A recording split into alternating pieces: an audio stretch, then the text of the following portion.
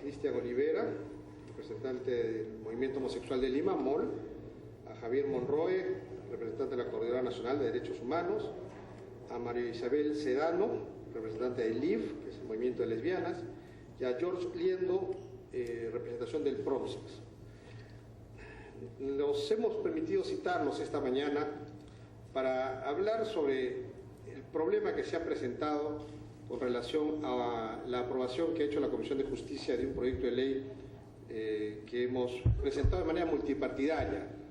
El proyecto de ley que se presentó el 6 de diciembre de 2011, que es un proyecto de ley contra acciones criminales originadas por motivos de discriminación, lo que hacía este proyecto de ley, que se lo van a repartir, es que agravaba las penas en el caso que los delitos se hagan por motivo de discriminación, teniendo como motivación su desprecio, repudio, rechazo a cualquier otra conducta contraria a la raza, etnia, cultura, creencia religiosa, sexo, orientación sexual, identidad de género, enfermedad, discapacidad, condición social, simpatía política o deportiva o de cualquier otra índole.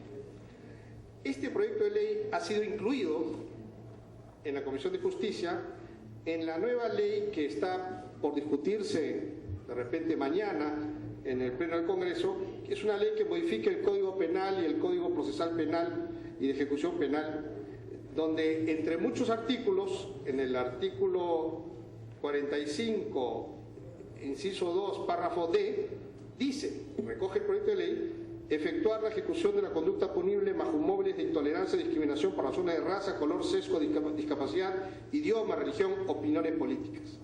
Han excluido expresamente la orientación sexual e identidad de género de las personas involucradas. El proyecto de ley que nosotros presentamos en el 2011, que aquí lo tengo y fue recibido, repito, el 5 de diciembre de 2011, era un proyecto de ley que expresamente intentaba proteger a la comunidad de gays, lesbianas, transexuales de los crímenes que ellos son objeto todos los días. Agresiones físicas que inclusive llegan hasta la muerte.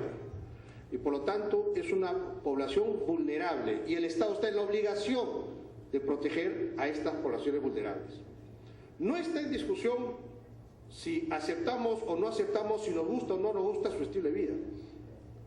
Lo que está sobre el tapete es que son seres humanos y como seres humanos estamos obligados como Estado, y el Congreso es una institución parte del Estado, de proteger su integridad física.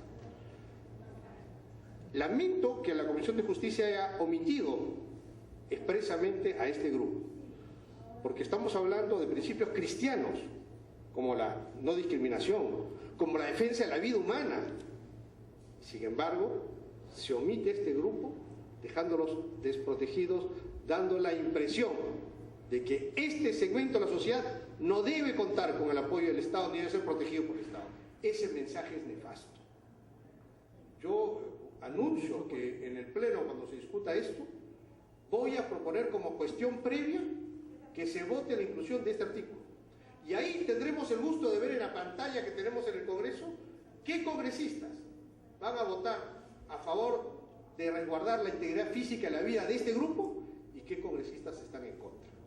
Para que después tengamos claro aquellos candidatos presidenciales que se pasean por las calles hablando bonito de los gays y las lesbianas para conseguir sus votos y a la hora del olor de sus bancadas se oponen a votar a favor de protegerlos.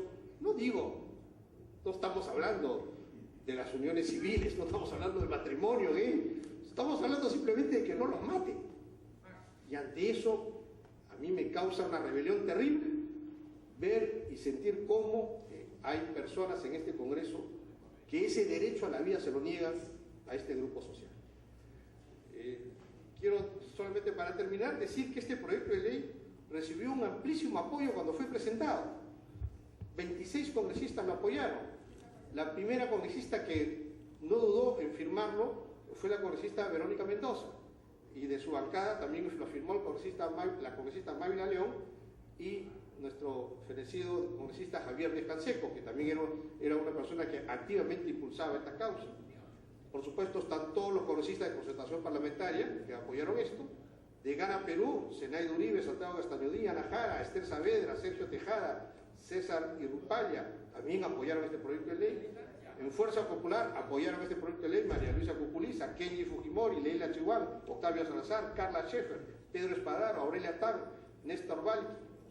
De Perú Posible apoyaron el proyecto Cecilia Taid, José León. Y de Alianza por el Gran Cambio solo apoyó el proyecto una congresista, que es la congresista Marisol Pérez Tello, presidenta de la Comisión de Justicia. Esta relación también se la deben estar repartiendo, pero quiero señalar que fue un proyecto de ley con un amplio respaldo y que esperamos que en el Pleno del Congreso se pueda rectificar esta barbaridad que se ha cometido en la Comisión de Justicia.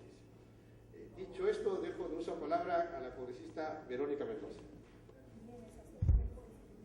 Muchas gracias, Carlos, y muy buenas tardes a todos los presentes. Estamos aquí para respaldar la necesidad de que la ley contra acciones criminales originadas por motivos de discriminación incluya o vuelva a incluir, tal como fue planteado en el proyecto del congresista Bruce, como motivos de discriminación la orientación sexual y la identidad de género. Y sobre esto es importante recordar que el Estado peruano ha recibido numerosas observaciones y recomendaciones de diversos órganos supranacionales del Sistema Universal de Derechos Humanos y del Sistema Interamericano de Derechos Humanos sobre la urgente necesidad de que modifique su legislación para prohibir y sancionar expresamente la discriminación por motivos de orientación sexual e identidad de género.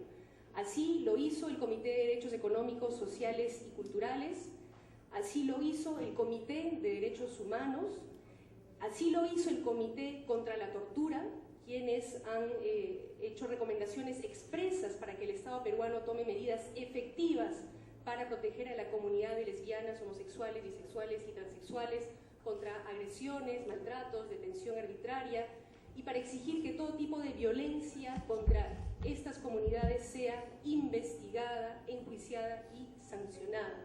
Y también, de manera más reciente, es importante subrayar que ONU-SIDA, el Programa Conjunto de las Naciones Unidas sobre VIH, ha emitido una nota de prensa donde señala su preocupación por la exclusión de la orientación sexual y la identidad de género como motivos de discriminación en la ley contra las acciones criminales originadas por motivos de discriminación, valga la redundancia, y donde nos recuerda ONU-SIDA que a pesar de que los derechos humanos son universales y se aplican a todas las personas, a lo largo de la historia las personas LGTB han sido discriminadas por su orientación sexual e identidad de género y han sufrido numerosos agravios. ONU-SIDA considera importante que el marco legislativo nacional reconozca de manera explícita estos crímenes, mejor conocidos como crímenes de odio.